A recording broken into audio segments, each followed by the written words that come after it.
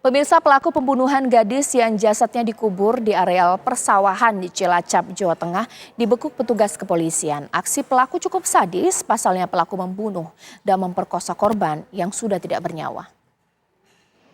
Inilah video amatir yang diabadikan warga saat detik-detik penangkapan terduga pelaku pembunuhan wanita yang terkubur tanpa busana di areal persawahan di Cilacap, Jawa Tengah.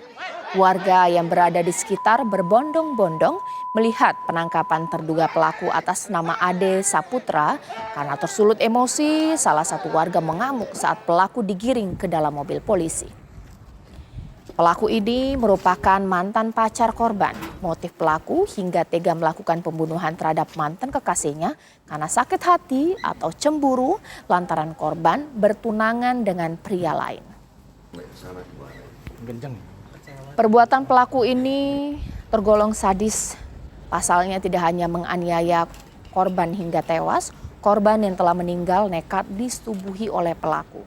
Usai melampiaskan nafsunya, pelaku kemudian membuang jasad korban ke areal sawah dengan kondisi korban tanpa busana. Ade Saputra, iya aku mau nang kae.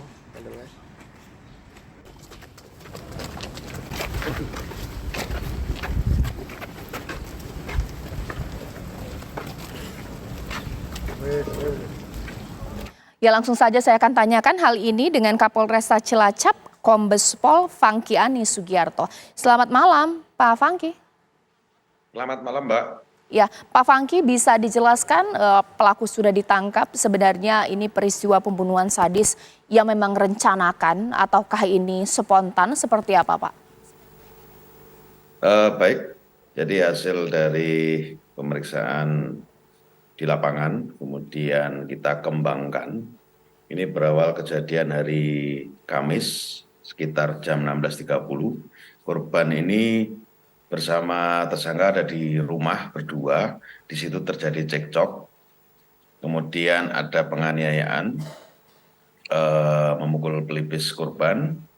Kemudian melakukan mencekik korban ini dengan kaki, Pak, karena posisi korban ada di bawah. Jadi di sini disulut karena cemburu. Jadi korban ini pacaran sudah dari SMP sampai dengan SMA, dan ternyata korban ini bertunangan dengan orang lain. Nah, ini penyebabnya sehingga tersangka ini tega melakukan pembunuhan. Kalau kami melihat di lapangan, memang ada kesengajaan karena sudah direncanakan, karena memang korban ini dibawa ke rumah tersangka dan hanya 2 orang itu saja berada di rumah tersangka. Baik, Pak Fangky, kalau berdasarkan pengakuan keluarga, hubungan antara korban dan pelaku ini seperti apa? Apakah jangan-jangan memang sudah sering diancam, sering dikasari, seperti apa, Pak? Untuk pemeriksaan dengan beberapa saksi, memang ini sudah pacaran lama, Mbak. Walaupun sebetulnya tidak ada penganiayaan dan kekerasan lainnya. Ini hanya dipicu karena atas nama Ade ini cemburu berat ya, kalau kami simpulkan, sehingga dia ini sudah tidak melihat logika lagi pada saat bersama-sama dengan korban ini, sangat tersulut emosi sehingga melakukan penganiayaan dan ada pencekikan dengan menggunakan kaki. Dan di situ pada saat tersangka ini melihat bahwa korban sudah tidak bernyawa, hanya ditinggal di kamar sebelah, Mbak. Jadi satu rumah itu ada 2 kamar. Yang korban ditinggal 1 kamar depan, kemudian dia tidur di kamar samping belakang. Karena panik, makanya korban ini kemudian diseret di sawah, Pak. Oke, berarti pada saat kejadian itu rumah dalam keadaan kosong, hanya ada pelaku dan juga korban ya, Pak? Iya, betul, hanya ada 2. Oke. Hanya korban dan tersangka, Pak. Pada saat peristiwa pembunuhan, tetangga mendengar tidak sih suara teriakan, berusaha untuk melawan, atau seperti apa, Pak?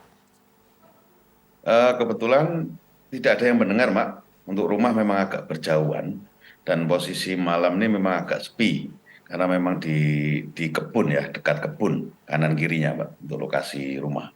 Baik, ancaman hukuman untuk pelaku atau dikenakan pasal apa ini Pak pelaku? Untuk ancaman hukumannya pasal 338 KUHP Mbak, ancamannya 15 tahun.